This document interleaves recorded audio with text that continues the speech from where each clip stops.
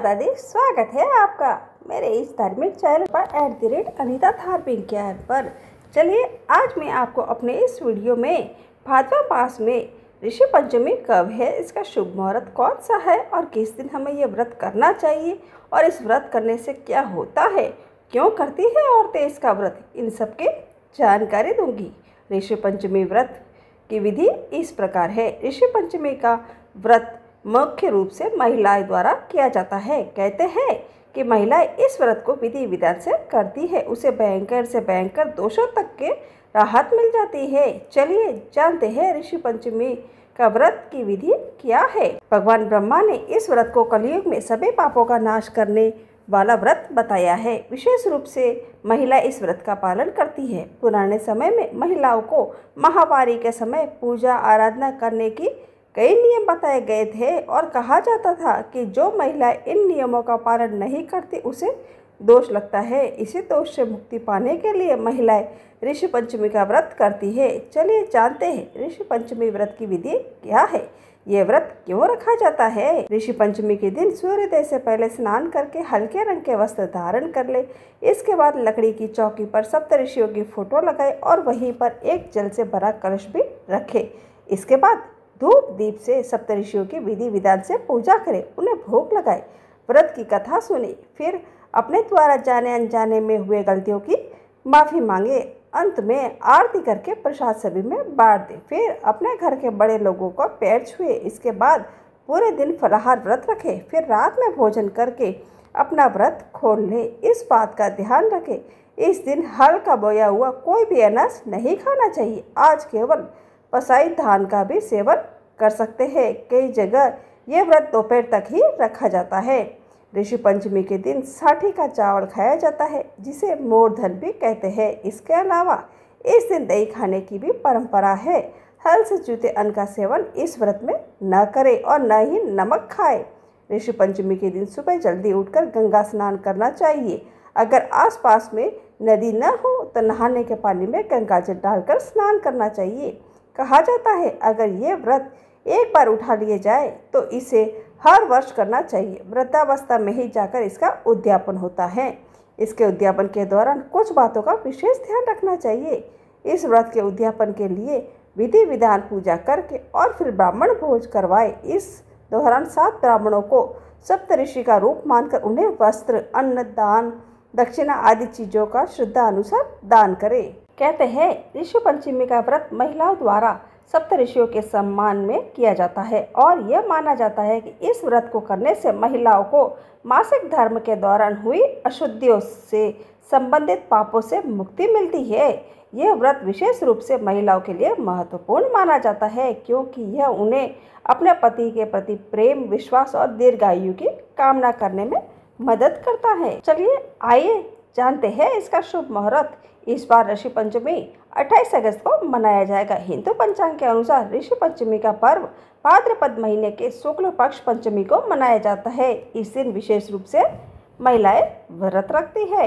आइए अब मैं आपको ऋषि पंचमी की कथा सुनाने जा रही हूँ, आप ध्यानपूर्वक सुनिएगा। विदर्भ देश में उनतक नामक एक सदाचारी ब्राह्मण रहता था। उसकी पत्नी बड़ी पतिव्रता थी जिसका नाम सुशीला था। उस ब्राह्मण के एक पुत्र तथा एक पुत्री, 2 संतान थी। विवाह योग्य होने पर उसने समान कुशलशील वर के साथ कन्या का विवाह कर दिया। देव योग से कुछ दिनों बाद वह विधवा हो गई। दुखी ब्राह्मण दंपति कन्या सहित गंगा घाट पर कुटिया बनाकर रहने लगे। एक दिन ब्राह्मण कन्या सो रही थी, उसका शरीर कीड़ों से भर गया। कन्या ने सारी बात माँ से कही। माँ ने पति से सब कहते हुए पूछा कि हे प्राणनाथ, मेरी साध्वी कन्या की यह गति होने का क्या कारण है। उन तक ने समाधि द्वारा इस घटना का पता लगाकर बताया। पूर्व जन्म में भी यह कन्या ब्राह्मणी थी, इसने रजस्वाला होते ही बर्तन छू दिए थे। इस जन्म में भी इसने लोगों की देखा देखी ऋषि पंचमी का व्रत नहीं किए, इसलिए इसके शरीर में कीड़े पड़े हैं। धर्मशास्त्र की मान्यता है कि रजस्वाला स्त्री पहले दिन चांडालिनी, दूसरे दिन ब्रह्मघातिनी और तीसरे दिन धोबिन के समान अपवित्र होती है। वह चौथे दिन स्नान करके शुद्ध होती है। यदि यह शुद्ध मन से अब ऋषि पंचमी का व्रत करे तो इसके सारे दुख दूर हो जाएंगे और अगले जन्म के अटल सौभाग्य प्राप्त करेगी। पिता की आज्ञा से पुत्री ने विधि पूर्वक ऋषि पंचमी का व्रत एवं पूजन किया। व्रत के प्रभाव से वह सारे दुखों से मुक्त हो गई। अगले जन्म में उसे अटल सौभाग्य सहित अक्षय सुखों का भोग मिला। मैं आपको ऋषि पंचमी की दूसरी कहानी सुनाती हूँ, ध्यानपूर्वक सुनिएगा। एक नगरी में एक ब्राह्मणी खेती करते हुए सुखपूर्वक रहते थे। एक दिन ब्राह्मणी को ऋषि पंचमी का उद्यापन करने की इच्छा हुई और उसने ऋषियों को जिमने बुलाया। संयोगवश ऋषि बनाते समय ही वह रजस्वाला हो गई। उसने किसी को बताया नहीं और 7 बार स्नान करके चावल, नमकीन व मीठे रसोई बनाने लगी। सातों ऋषि जिमने आ गए, उनको भोजन परोसा। ऋषियों ने सप्त के प्रभाव से वे अशुद्ध भोजन लटों में बदल गया। ऋषियों को क्रोध आया और उन्होंने ब्राह्मणी को श्राप दे दिया। श्रापवश अगले जन्म में वे दोनों अपने ही बेटे के घर में कुतिया और बैल की योनि में पैदा हुए। ब्राह्मण का बेटा बहुत धार्मिक था। जिसे ही पिता का श्राद्ध आया, बेटे ने ब्राह्मण नूत दिया। बहू ने भोजन में खीर भी बनाई। खीर का भगोना खुला पड़ा था, उसमें सांप गिर गया। ये कुतिया देख रही थी और मन में सोचने लगी कि जो भी इस खीर को खाएगा वह मर जाएगा और मेरे बेटे बहू को पाप लगेगा। उसने खीर में मुंह डाल दिया। बहू ने देखा और उसे गुस्सा आ गया। उसने चूल्हे से लकड़ी निकाली और कुतिया की कमर पर दे मारी। फिर से धो मांज कर रसोई बनाई। ब्राह्मण को जिमाया पर कुतिया को कुछ नहीं दिया। रात हुई, कुतिया बैल के पास आ पूरी बात सुनाने लगी। जो बैल बोला कि पिछले जन्म में तूने रजस्वाला हुई भोजन बनाया, इसी पाप से तुझे कुतिया का जन्म मिला और तेरे पाप वश मैं भी बैल बन गया। आज मुझे भी मेरे बेटे ने कुछ भी नहीं दिया। दिन भर खेत में जुताया और कुछ खिलाया भी नहीं। आज का श्राद्ध उसका बेकार गया। ये सब बातें उसके बेटे ने सुन ली। उठकर बैल को चारा दिया, कुतिया को भोजन खिलाया, वह पानी पिलाया। मन में बहुत पछताने लगा। दिन उगते ही वह जंगल में गया। उसे ऋषि मिले, उनके पैर पड़ सब बात बताई और पूछा, मेरे माँ बाप की मुक्ति का उपाय बताइए। ऋषि बोले कि भादवा में चांद्र पखवाड़े की पंचमी को व्रत करके सप्त ऋषियों की पूजा करना, कहानी कहना व माँ बाप को पुण्य देना। ऐसा 7 वर्ष करे। बेटे बहू ने भी व्रत किया और माँ बाप को इसका पुण्य दिया। 7 वर्ष पूरे होते ही आकाश से विमान आया। बैल सुंदर पुरुष व कुतिया सुंदर स्त्री के रूप में आ गई। दोनों विमान में बैठकर स्वर्ग को गए। हे ऋषि भगवान, जैसे ब्राह्मणी के दोष दूर किए वैसे ही हम सबके करना। उनको मोक्ष दिया वैसे ही सबको देना। खोटे की खरी, अधूरी की पूरी। कहा, बहन भूख लग रही है। बहन बोली, भैया चावल बने नहीं और भाई को पड़ोसन वाली बात कही तो भाई बोला, बहन घी में चावल बनते हैं क्या? दूध ला और खीर बना। बहन ने खीर बनाई। सबने भोजन किया। सुबह अंधेरे भाई को जाना था और बहन ने लड्डू बनाने के लिए गेहूं पीसे। लड्डू बना के भाई के साथ बांध दिए। भाई रवाना हुआ। उतने में ही बच्चे उठे और बोले, हमको भी लड्डू दो। बच्चों को देने के लिए लड्डू तोड़ा तो उसमें से सांप के छोटे छोटे टुकड़े निकले। तुरंत भाई के पीछे दौड़ी। बहुत दूर पर आई, मिला तो आवाज़ दी। भाई सोचने लगा, इसके घर से कुछ नहीं लाया, फिर भी ये मेरे पीछे क्यों है ये? बहन के पास आते ही भाई ने पूछा, मैं तेरे घर से कुछ नहीं लाया, फिर तो भागती भागती क्यों आई है? तो बहन बोली कि मैं तो तेरी जान बचाने आई हूँ। जो लड्डू तुझे दिए हैं उसमें सांप पिस गया है, इसलिए मैं तुझे कहने आई हूँ। भाई, बहन, मैं एक पेड़ पर जो लड्डू तुझे दिए उसमें सांप पिस गया, इससे मैं तुझे कहने आई हूँ। भाई बोला कि बहन, मैं एक पेड़ पर पोटली टांग कर नीचे आराम कर रहा था, कोई चोर मेरे लड्डू ले गए। लड्डू चोर पीछे दूर संयोग से खड़े उनको बातें सुन रहे थे। वे लड्डू खाने ही वाले थे। बहन की बात सुनकर रुक गए और आकर बोले, तुमने हमारी भी जान बचाई है, आज से तुम हमारी भी धर्म बहन हो। वहाँ पर खड्डा करके उन लड्डुओं को दबा दिया और बहन भाई को ले वापस घर आई। तीसरे दिन भाई को सीख देकर भेजा, इसलिए भाई को राखी के दिन रात को नहीं रोका जाता और जाते समय कुछ खाने को सामान नहीं बांधना चाहिए। खोटे की खरी, अधूरी की पूरी। अब मैं आपको गणेश भगवान की कहानी सुनाती हूँ। एक सास बहू थी। सास उनकी बहू को खाना नहीं देती थी। बहू रोज नदी पर जाते समय घर में आटा ले जाती। नदी के पानी से आटा गूंथती। गणेश जी भगवान के मंदिर में दीपक से घी लेती, भोग में से गुड़ लेती और पास के शमशान में बाटी सेकती। बाटी में घी गुड़ मिलाकर चूरमा बनाती और गणेश जी भगवान को भोग लगाकर खुद जीम लेती। ऐसा करते बहुत दिन हो गए। यह देखकर गणेश जी भगवान को बहुत आश्चर्य हुआ। उन्होंने अपने मुंह में उंगली दबा के रख ली। बहू तो घर आ गई, परंतु जब दूसरे दिन मंदिर के पट खुले तो लोगों ने देखा गणेश जी भगवान की नाक पर उंगली है, तो मंदिर में भीड़ एकत्र हो गई। गांव के लोगों ने हवन पूजा की, पर गणेश जी भगवान के उंगली नहीं उतारी।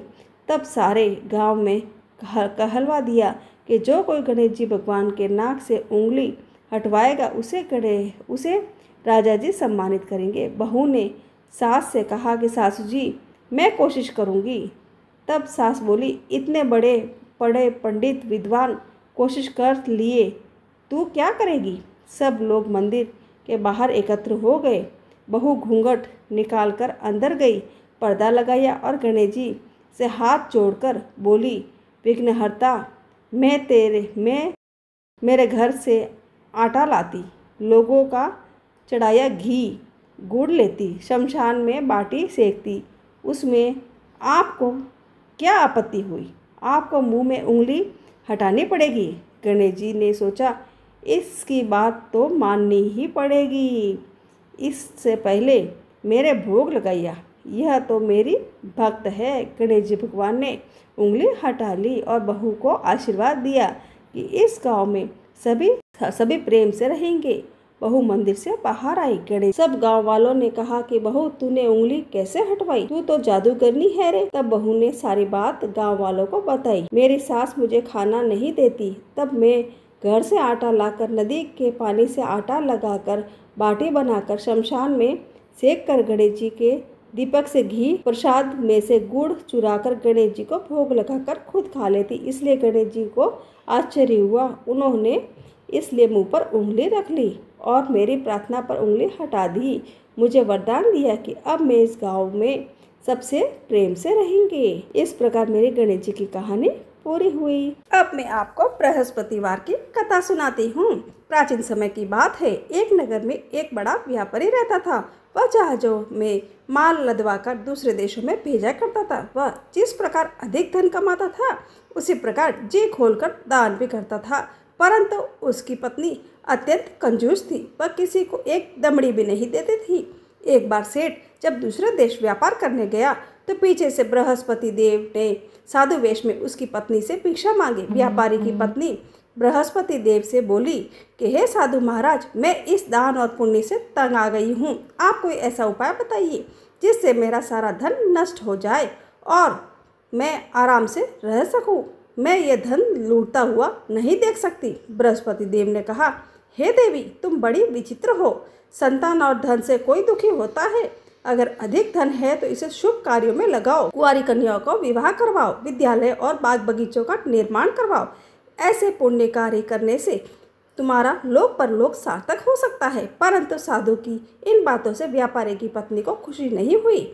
उसने कहा, मुझे ऐसे धन की आवश्यकता नहीं है जिसे मैं दान दूं। तब बृहस्पति देव बोले, यदि तुम्हारी ऐसी इच्छा है तो तुम एक उपाय करना। 7 बृहस्पतिवार घर को गोबर से लीपना, अपने केशों को पीली मिट्टी से धोना, केशों को धोते समय स्नान करना, व्यापारी से हजामत बनवाने को कहना, भोजन में मांस मदिरा खाना, कपड़े अपने घर में धोना। ऐसा करने से तुम्हारा सारा धन नष्ट हो जाएगा। इतना कहकर बृहस्पति देव अंतर्ध्यान हो गए।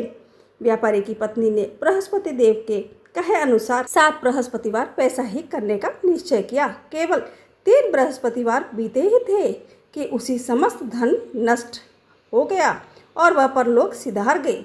जब व्यापारी वापस आया तो उसने देखा कि उसका सब कुछ नष्ट हो चुका है। उस व्यापारी ने अपने पुत्री को सांत्वना दी और दूसरे नगर में जाकर बस गया। वहाँ पर जंगल में लकड़ी काट कर लाता और शहर में बेचता। इस तरह वह अपना जीवन व्यतीत करने लगा। एक दिन उसकी पुत्री ने दही खाने की इच्छा प्रकट की, लेकिन व्यापारी के पास दही खरीदने के पैसे नहीं थे। वह अपनी पुत्री को आश्वासन देकर जंगल में लकड़ी काटने चला गया। वहाँ एक वृक्ष के नीचे बैठ अपनी पूर्व दशा पर विचार कर रोने लगा।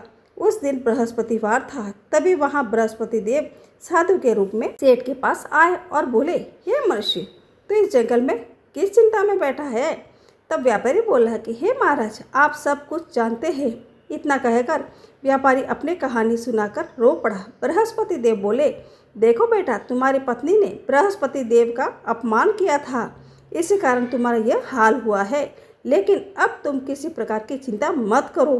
तुम गुरुवार के दिन बृहस्पति देव का पाठ करो। 2 पैसों के चने और गुड़ को लेकर जल के लोटे में शक्कर डालकर वह अमृत और प्रसाद अपने परिवार के सदस्यों और कथा सुनने वालों में बांट दो। स्वयं भी प्रसाद और चढ़ना मत लो, भगवान तुम्हारा अवश्य कल्याण करेंगे। साधु की बात सुनकर व्यापारी बोला कि महाराज, मुझे तो इतना भी नहीं बचता कि मैं अपनी पुत्री को दही लाकर दे सकूं। इस पर साधु जी बोले कि तुम लकड़ियाँ शहर में बेचने जाना, तुम्हें लकड़ियों के दाम पहले से चौगुने मिलेंगे, जिससे तुम्हारे सारे कार्य सिद्ध हो जाएंगे। उसने लकड़ियाँ काटी और शहर में बेचने के लिए चल पड़ा। उसकी लकड़ियाँ अच्छे दाम में बिक गई, जिससे उसने अपनी पुत्री के लिए दही लिया और गुरुवार की कथा हेतु चना गुड़ लेकर कथा की और प्रसाद बांटकर स्वयं भी खाया। उसी दिन से उसकी सभी कठिनाइयाँ दूर होने लगी, परंतु अगले बृहस्पतिवार को वह कथा करना भूल गया। अगले दिन वहाँ के राजा ने एक बड़े यज्ञ का आयोजन कर पूरे नगर के लोगों के लिए भोजन का आयोजन किया। राजा की आज्ञा अनुसार पूरा नगर राजा के महल में भोज करने गया, लेकिन व्यापारी व उसकी पुत्री तनिक विलंब से पहुंचे। अतः उन दोनों को राजा ने महल में ले जाकर भोजन करवाया। जब वे दोनों लौट कर आए, तब रानी ने देखा कि उसका खूंटी पर टंगा हार गायब है। रानी को व्यापारी और उसकी पुत्री पर संदेह हुआ कि उसका हार उन दोनों ने ही चुराया है। राजा की आज्ञा से उन दोनों को कारावास की कोठरी में कैद कर दिया गया। कैद में पकड़कर दोनों अत्यंत दुखी हुए। वहाँ उन्होंने बृहस्पति देवता का स्मरण किया।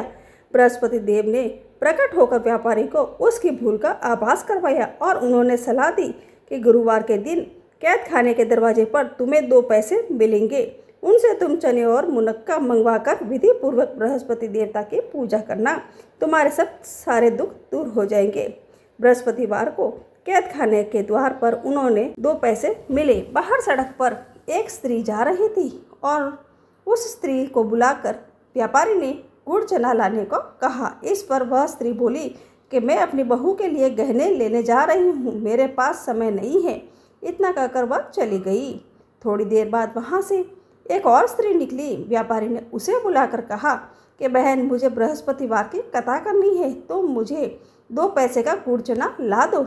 बृहस्पति देव का नाम सुनकर वह स्त्री बोली कि भाई, मैं तुम्हें अभी गुड़ चना ला कर देती हूँ। मेरा एकलौता पुत्र मर गया है, मैं उसके लिए कफन लेने जा रही थी, अपने पुत्र के लिए कफन लाऊंगी। वह स्त्री बाजार से व्यापारी के लिए गुड़ चना ले आई और स्वयं भी बृहस्पति देव की कथा सुनी। कथा के समाप्त होने पर वह स्त्री कफन लेकर अपने घर गई। घर पर लोग उसके पुत्र की लाश को राम नाम सत्य है कहते हुए शमशान की ओर ले जाने की तैयारी कर रहे थे। स्त्री बोली कि मुझे अपने लड़के का मुख देख लेने दो।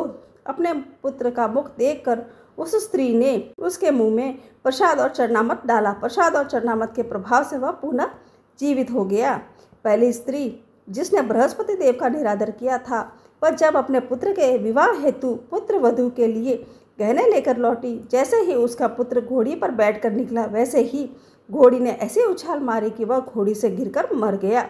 यह देख स्त्री रो रो कर बृहस्पति देव से क्षमा याचना करने लगी। उस स्त्री की याचना से बृहस्पति देव साधु वेश में वहां पहुंचकर कहने लगे कि देवी, तुम्हें अधिक विलाप करने की आवश्यकता नहीं है, यह बृहस्पति देव का अनादर करने का कारण हुआ है। तुम वापस जाकर मेरे भक्त से क्षमा मांगकर कथा सुनो, तब ही तुम्हारी मनोकामना पूर्ण होगी। जेल में जाकर उस स्त्री ने व्यापारी से माफ़ी मांगी और कथा सुनी। कथा के उपरांत वह प्रसाद और चरणामृत लेकर अपने घर वापस गई। घर आकर उसने चरणामृत अपने मृत पुत्र को मुख में डाला। चरणामृत के प्रभाव से उसका पुत्र भी जीवित हो उठा। उसी रात बृहस्पति देव राजा के सपने में आए और बोले कि हे राजन, तुमने जिस व्यापारी और उसके पुत्री को जेल के कैद में रखा है, वह बिल्कुल निर्दोष है। तुम्हारी रानी का हार वही खूंटी पर टंगा है। दिन निकला तो राजा रानी ने हार खूंटी पर लटका हुआ देखा। राजा ने उस व्यापारी और उसकी पुत्री को रिहा कर दिया और उन्हें आधा राज्य देकर उसकी पुत्री का विवाह उच्च कुल के करवाकर दहेज में हीरे जवाहरात दिए। इस प्रकार मेरी बृहस्पतिवार गुरुवार की कहानी पूरी हुई। अगर आप व्रत उपवास करते हैं तो लोबिया की बात कहानी जरूर सुननी चाहिए, नहीं तो आपके व्रत का फल लोबिया को मिलता है। इसलिए आपको आपके व्रत का पूरा फल तभी मिलेगा जब आप अपने व्रत के साथ लोबिया की कहानी सुनेंगे। अब मैं आपको लोबिया लाल जी की कहानी सुनाती हूँ, ध्यानपूर्वक सुनिएगा। एक लोबिया था, कठोर तपस्या करता था। एक पांव पर खड़ा होकर कठिन तप करने लगा था। उसने भगवान को प्रसन्न करने के लिए कठोर तप किया। उसके शरीर पर चिड़िया ने घोंसला भी बना लिया। तपस्या करते 12 वर्ष हो गए। भगवान ने सोचा इसको इतना समय हो गया है, अब इसकी परीक्षा लेनी चाहिए। भगवान जानते थे ये बहुत लोभी है, इसलिए भगवान ने एक सोने की मुंदड़ी उसके पाँव के पास फेंक दी। तब लोबिया की नज़र उस मुंदड़ी पर पड़ी और उसने मुंदड़ी पाँव के नीचे दबा ली। भगवान की माया से भला कौन बच सका है।